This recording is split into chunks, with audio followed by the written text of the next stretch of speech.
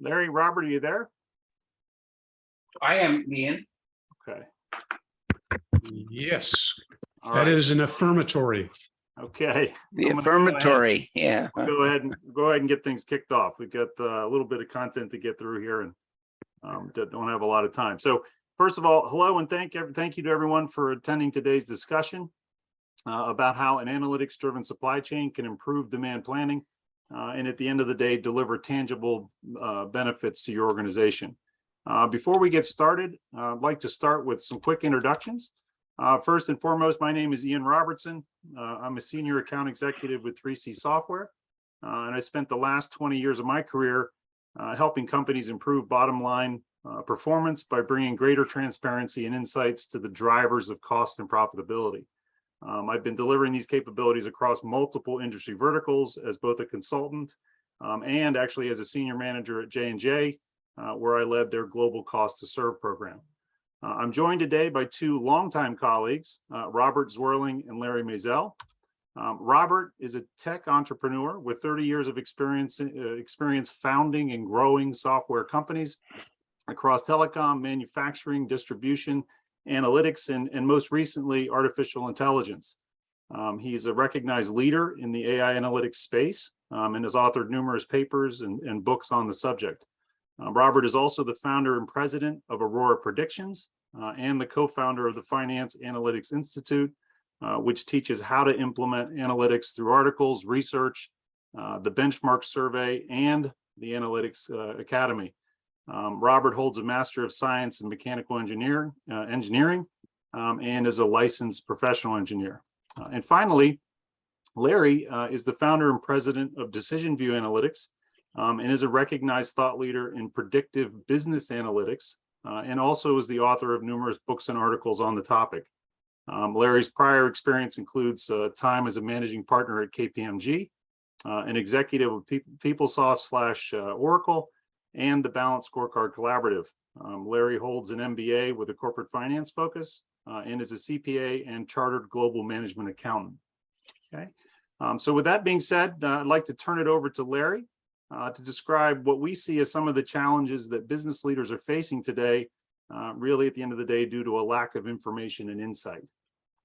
Larry? Well, thank you, Ian, and I'm happy to say Robert is my co-author. You saw the books that we've written together really are groundbreakers in the area of AI analytics for executives. We've gotten incredibly good reviews from the book, about the book, and really are quite proud of some of the innovative concepts that we've developed in it. And I'm sure Robert's going to share some of those later on in this session. Decision-making is uncertain, is with uncertainty. I have to tell you, I ran across this Gartner survey, and it was one of those that drop your jaw and give you a moment of pause to reread. So it says 18% of business decision makers perceive that the management reports and other internal reports is decision ready. Well, what about the other 82%? That means that it is not decision ready. The survey went on, advance the slide, please, Ian. 22% financial leaders, they feel the same way. It's incredible that 80% of the information in reporting is not decision ready. Okay, bad situation, but what do you do? Well, for those companies that used to be on the Fortune 500, sayonara, you only 52 of you left. And if you don't get on board, you'll get out of the way as well. It really is, the ability to sustain excellence is quite elusive. But let's focus in on the lack of being decision ready. So decisions are being made. Every day decisions are made. They're taken. But the truth is, and I'm sorry to smile, it's really much more serious than I'm making it out to be, is a high level of uncertainty if these are the right decisions, if the actions are appropriate. You got to rely on something. Advance slide, please. You got to rely on something. So what do people rely on? Your gut feel. Oh, don't worry. We come up with a 25-cent word for that. Experiential. I love that word. Robert, I love that word. We use our experience, our gut feel. Well, if you've reviewed any of the work that Daniel Kahneman and Amos Tversky did, and they won the Nobel Prize in 2002 for the work they did in decision-making under uncertainty, they have proven, demonstrated that that decision-making for the most part is bias, meaning it's gut feel or intuition. And what is missing is unbiased insights. And so what we are about today's session is to demonstrate why analytics is so compellingly important to being able to compete in today's business world. I'll turn that over to Ian. Oh, we got Robert. To Robert, my bad. Yeah. Thank you, Larry. And Ian, next time when you introduce me, please don't say 30 years of experiences. It just struck me when you said it. My gosh. So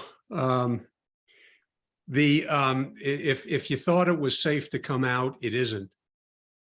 Because if we look at today's systems, we live with a 35% demand forecast error. I mean, there it is right at the top. And it goes around the circle.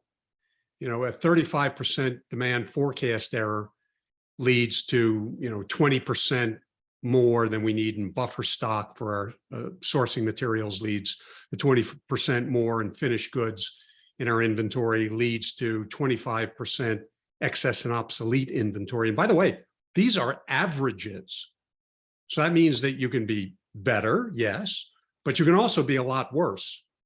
And that's shown in the stockouts, what's lost to stockouts. In spite of all the excesses that there are in the system, there's 2.5% lost to stockouts at the retailer. So what does this all mean? Well, in North America, this means there's $242 billion is lost every year on under-optimized planning. So if you can advance. So the number one thing is that demand forecasting is critical to our entire supply chain. It's critical to our cost sizing. Without the right demand forecast, everything else that follows is just compounding the problem. And this is despite the fact that 500 billion, that's 500 billion, it's $500 billion. We're getting into the range of government expenditures here. $500 billion is being spent on all manner of IT systems to combat all these problems. But what I'm saying is, this isn't the problem. This is the state of the art. This is the state of the art today, if you can advance. And that's because transactional systems are not built for analytics. And if you can advance, the transitional systems also, if that wasn't bad enough, the transitional systems also rely on supply chain stability. And we don't have that today, in the post-COVID world. But the good news is we do have modern analytic tools. They are available today, and they can supplement, not replace. Let me stress that. We don't replace our transactional systems. We don't replace our infrastructure. We supplement our infrastructure with today's modern analytical tools that can reduce forecast errors, do simulations, and much more to help us plan better so that we plan our work and work our plan rather than react to the future when it arrives. Ian? Yep. So let's talk a little bit about the solution that we see to this problem. At the end of the day, to address the issues that both Larry and Robert have highlighted for us, really requires organizations, from our experience, to do two things. The first of which is to reduce demand forecast error.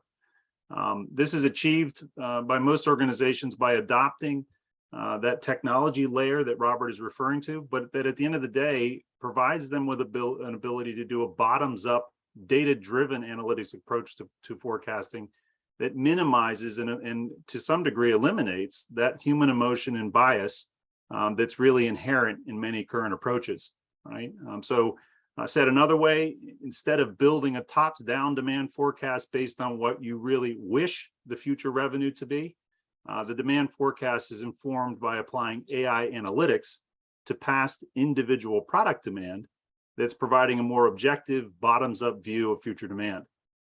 This improves that demand forecast accuracy and, importantly, provides that critical input to budget and operational planning processes.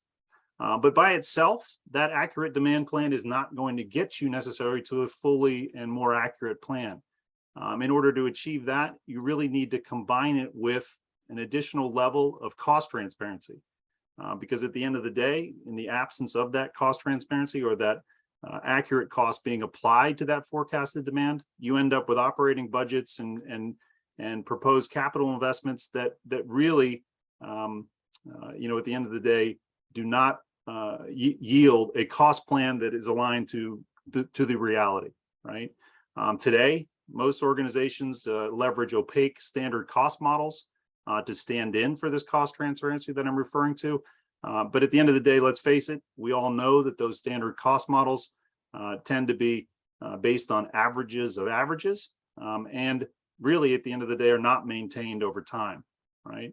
When you combine that standard cost model against the demand plan, regardless of its accuracy, you end up with inaccurate cost estimates, right? Which lead to budget variances and lead to at the end of the day, misallocated resources, right? To address this, organizations again need to develop a better understanding of their costs, an ability to look at costs, the individual costs across their supply chain, and link each of those costs to the actual product volumes and activity that are driving them, right? When you achieve that level of cost transparency, you're able to easily link that product level of demand to the actual costs that you're going to incur, and you end up with a plan that's much better aligned with reality, right?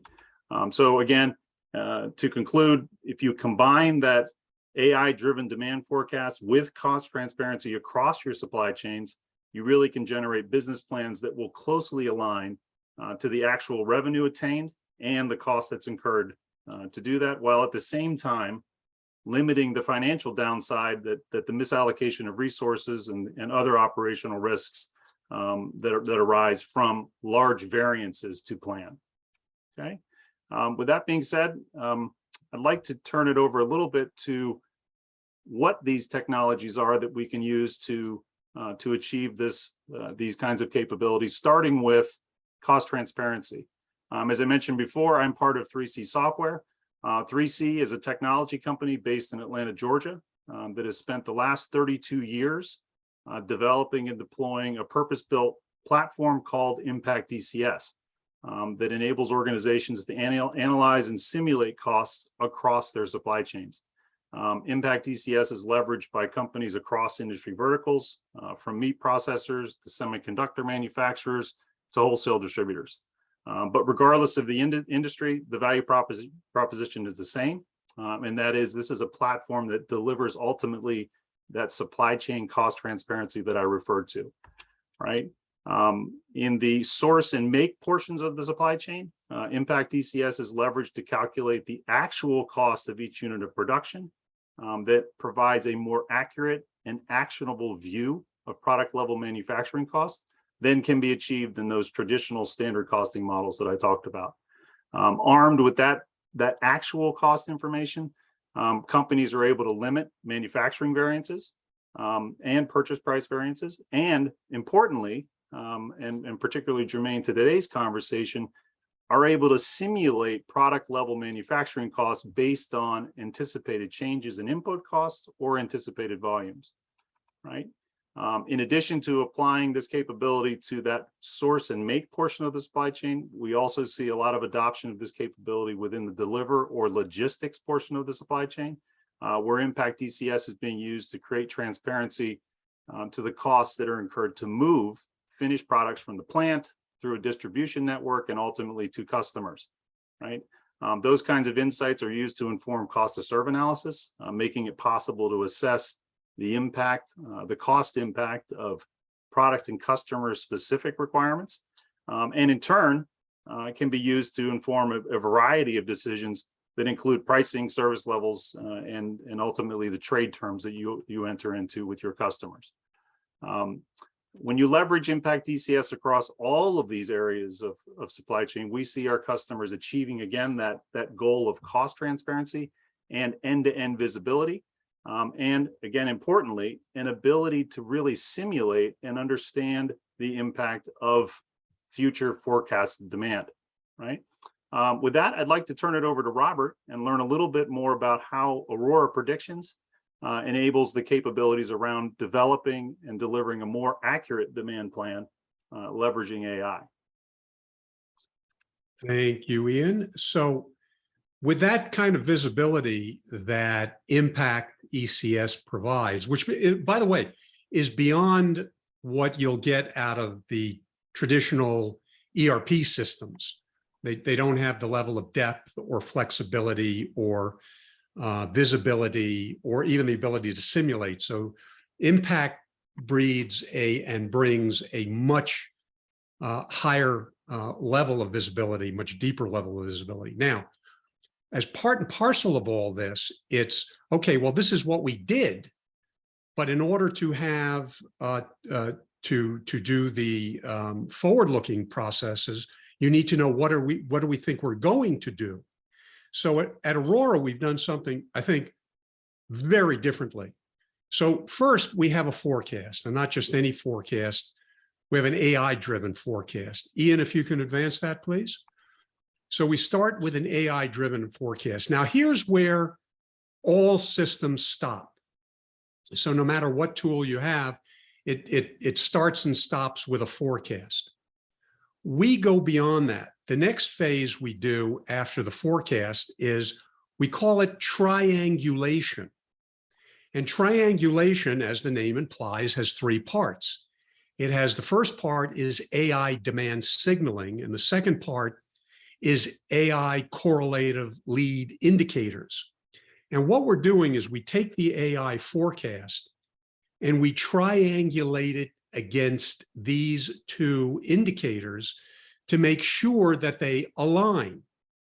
And then the third thing we do in triangulation is we bring in human collaboration. It's very important. We don't replace humans.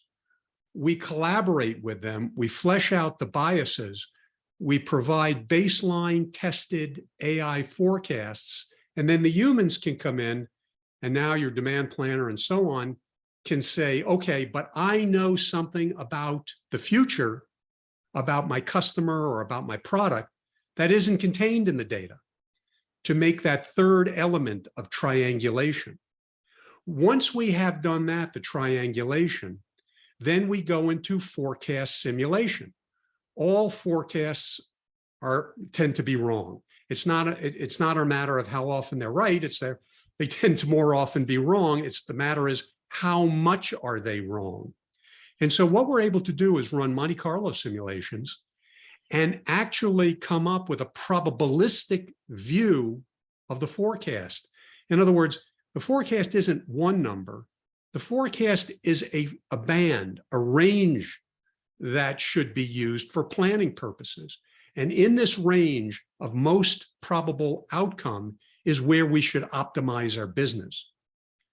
And once we do that, then we go on to the final step, which is monitor, is continuous monitoring of our forecast to actual, to determine whether a reforecasting is necessary, and we start the process again.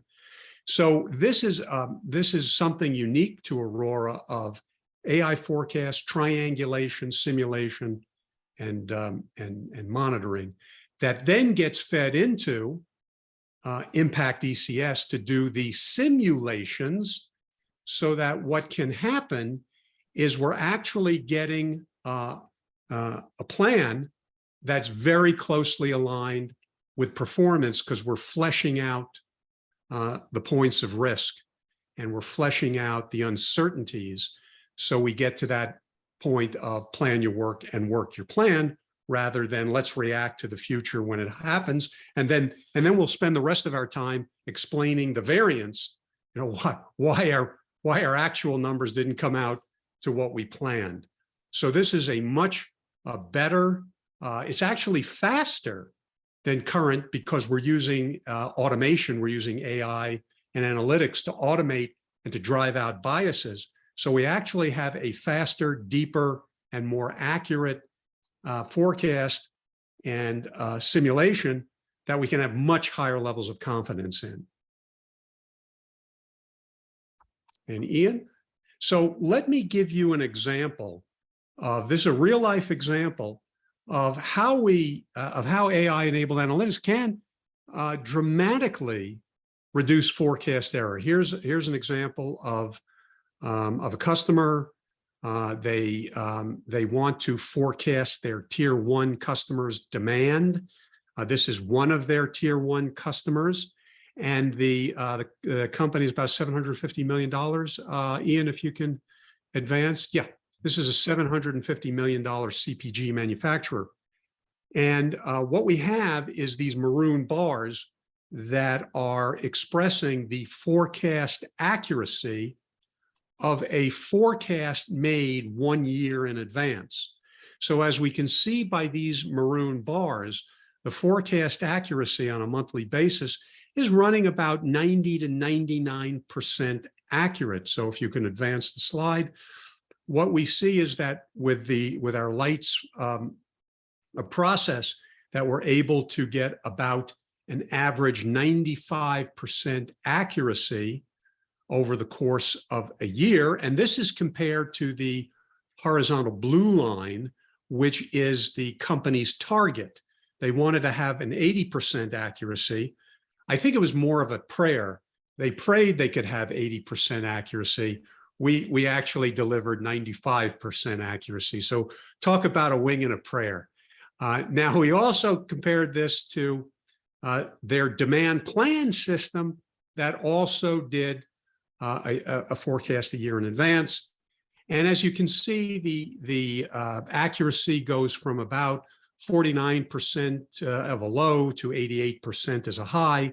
And the average accuracy is what you'd expect, about 65% accuracy or a 35% error on a year basis. And you can do one more advancement of that, Ian, a 35% end of year accuracy.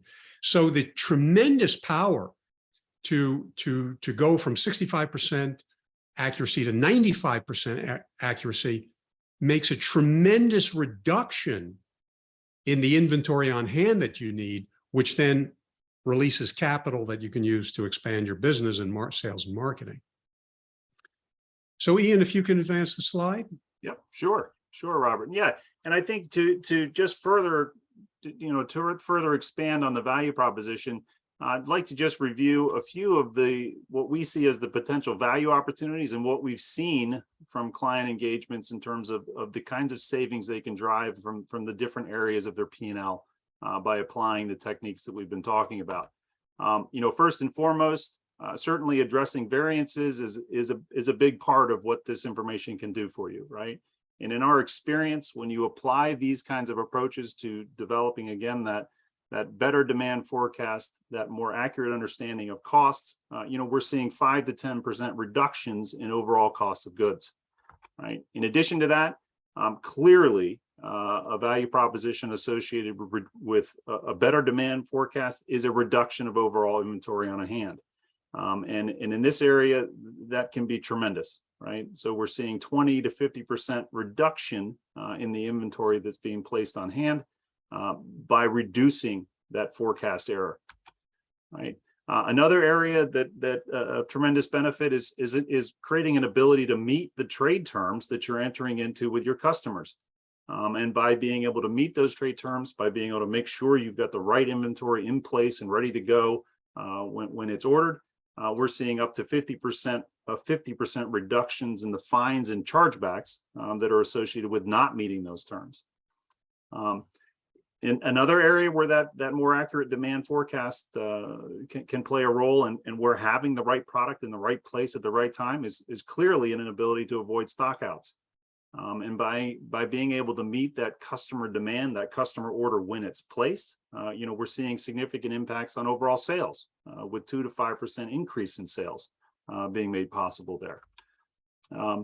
In terms of that cost transparency and focusing on really understanding what is the end-to-end cost to handle a product through the supply chain and to a customer, armed with that sort of cost insight, it really does enable a different kind of negotiation with suppliers, right? An informed negotiation, which is leading to better pricing, better contract terms with your suppliers, and at the end of the day, also having an overall impact on cost of goods, where we're seeing a 3 to 5% reduction in overall cost of goods through a better negotiated contract. And then finally, given this kind of insight into cost, you're able to enable all-in pricing models. That is an ability to reduce or first of all, identify and reduce those hidden subsidies that exist from product to product. And at the end of the day, you can ensure that the price that you're charging for the product is covering the costs that you're incurring to get that product out the door and to a customer, allowing you to make sure that you're maintaining those net margins that you're looking for at a product level, right? So these are some high level areas, again, based on our experience. I'd like to turn it over to Robert, where we can go through an actual example of an actual customer and highlight the areas where they experienced these kinds of benefits and what it drove in the way of value for them.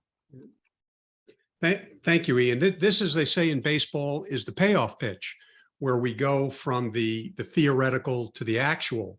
So again, another example, manufacturer, $460 million CPG. And when we do these things, when we apply better demand forecasting with reduced error, for every 1% decrease in demand forecast error, we get a 1.5% decrease in inventory on hand. In this case, we, on average, was a 34% error reduction that resulted in $88 million less inventory. And you can take that to the next step by overlaying Monte Carlo simulation. So we can also do things like reduce E&O, and also to do dynamic inventory optimization through dynamic inventory min-max settings. That was another $2 million. And then if you continue with that same concept, they had a real problem in chargebacks, and that was able to be reduced by 50% by $7 million. And then when you can, again, apply analytics to find where there are supply chain disconnects. In other words, there's a disconnect between what you're providing to the customer and what the customer is selling to the consumer, and finding out where those disconnects exists to optimize the product portfolio mix, to understand external lead indicators, for example, like unemployment or consumer price sentiment, or consumer sentiment or inflation, how they affect demand. We can actually use that to get a 5% lift here on sales, or $23 million. So if you look at the overall benefits, when you start putting all these pieces together, it's $120 million on a $460 million manufacturer. That's a 26% improvement that comes from better predictions that leads to better planning and better performance. So with that, what the next step is, we'll end here by saying, if you're ready to eliminate your risk in supply chain and gain better insights for decision making and planning, then do contact us. We have a free proof of concept where we can work with you and your data. You have 3 experts here who have been doing this for according to Ian, decades. Wow, time flies. So we hope you enjoyed this. We hope it's important to you. If you put up our contact slide, if you have questions, please send it over the transom to us. We're happy to address it. And I know for me, as well as Ian and Larry, thank you so much for your time today. We appreciate it.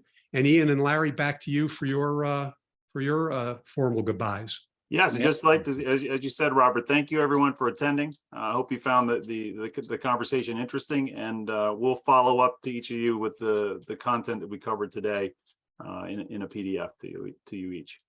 Yeah. Thank you, everyone. Cheers. Thanks.